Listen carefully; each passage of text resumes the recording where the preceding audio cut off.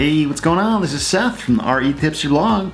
And a few months ago, I bought this drone. It's called the DJI Mavic Pro. This thing is a modern technological marvel. Like I still can't really believe all the things this drone can do. I mean, it's got a camera that shoots 4K video.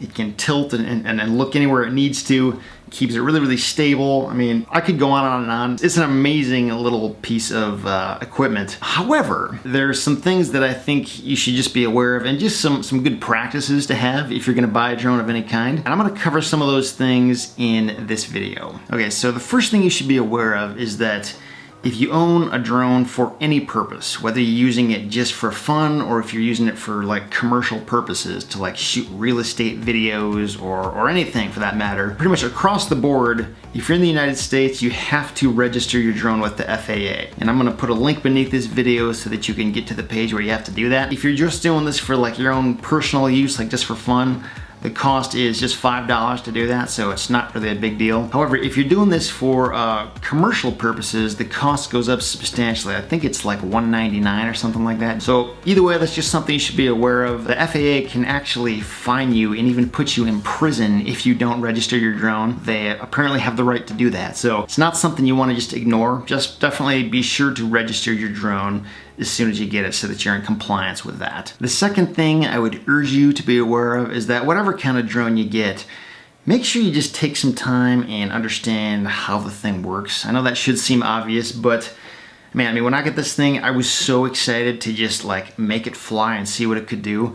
And that's understandable. However, you gotta remember, this is like an actual aircraft. This thing can hurt people. This thing can kill animals and kill birds if you run into them. I mean, this thing could even like get in the way of an airplane and cause some kind of incident. So it's really, really important that even though this thing is fairly easy to fly, take some time and go slow and make sure you understand how the thing is supposed to work. There's actually some great YouTube videos out there that were hugely helpful to me when I was getting started. So I'll try to link up to those beneath this video as well. In case you happen to get this particular drone, they were super helpful to me. But whatever kind of drone you get, chances are if you just do a YouTube search, you'll find a lot of helpful tutorials out there about how to get started with whatever drone you're using. Another good idea that I've heard from some but have not actually implemented myself yet is to get an alternative way of tracking this thing down if you ever lose it. For example, there are RFID stickers you can get, and the app that you use with this drone, which goes on your phone, and you actually can control the drone with the controller, which is hooked up to your phone, it actually tells you where the drone is at all times. However, I can tell you, I've already had a couple of really scary instances where, you know, at one point I was flying this thing over Lake Michigan, and it was, oh man, a good 300 feet away from me at least. And my phone, for some reason, disconnected from the drone. So I couldn't see the video feed on it anymore. And I was like, oh my word, I'm about to lose my drone. Luckily, the actual controller was still connected to it, so I could kind of, you know, look at it off in the distance and get the drone back. But, you know, it just kind of goes to show you can't necessarily always rely on this thing to perform perfectly. I kind of wish you could. It seems like that's something you should be able to depend on, but apparently you can't. So just make sure that whenever you're flying this thing, you always keep it within your own field of view. Like, don't go flying it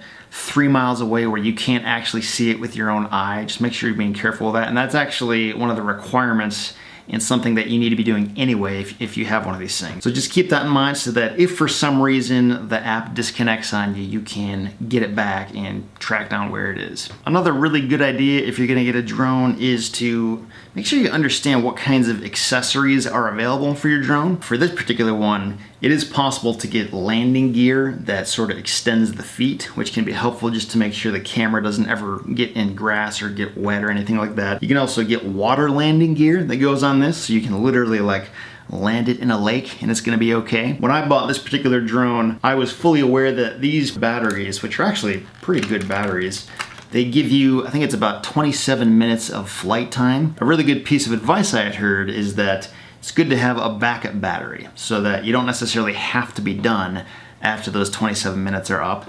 So I actually bought a package with this drone that came with not only the battery that's on the drone, but also 2 backup batteries. So that effectively gives me like an hour and a half of flying time. So I don't have to, you know, stop, go home, recharge the battery, and come back out. So just be aware of the accessories that are out there, because there are some really great things that can make the whole flying experience a lot better if you just have the tools that will really extend the usefulness of your drone. Something else you should be aware of is that you can't necessarily just take this drone and fly wherever you want to with it. Basically, just some of the high-level rules are you can't fly above 400 feet with this, and you also can't fly over people. You can't fly over big stadiums or crowds or events like that. You're obviously not supposed to be flying this thing when you're under the influence of any kind of drugs or alcohol. And then it's very, very important that you only fly your drone within your own line of sight. So even though it's possible to go, you know, around a corner or so far away that you can't even see it, you're not supposed to do that. And I will say, when you go to register your drone, you actually have to agree to all these things before you can register for it. So if you aren't already aware of it, you kind of have to agree to these things before you can complete the registration process. So it's just something to be aware of. And lastly, one other thing I'll note is that this particular drone, and to the best of my knowledge, all drones out there have limitations when it comes to how strong they are and what kind of wind and weather they can fly in. I was trying to fly this thing in wind conditions that were about 20 miles an hour, which, as I learned, is a terrible idea. For the most part, if wind conditions are like 15 miles an hour or higher, I would not recommend taking this thing out and flying it. You can actually lose your drone because it can't necessarily fight really strong winds and come back to wherever you're at.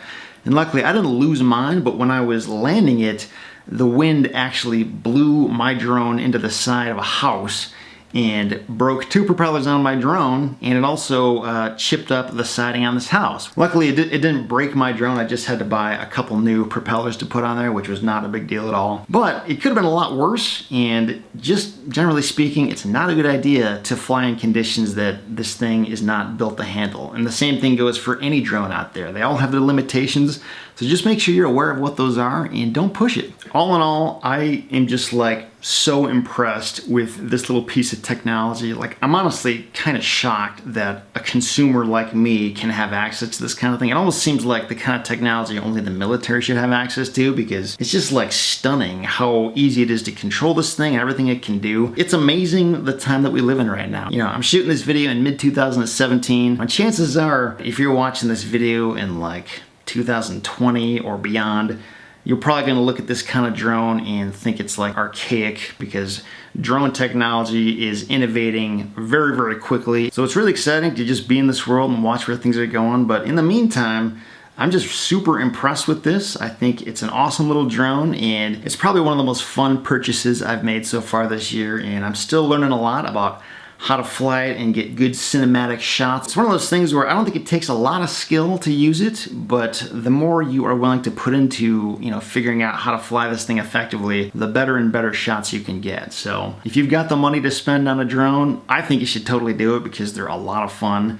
But I should also say, if you're somebody like me who's in the real estate world and you're trying to get this for the purpose of shooting promotional real estate videos and getting good pictures of your properties, you can totally do that with this.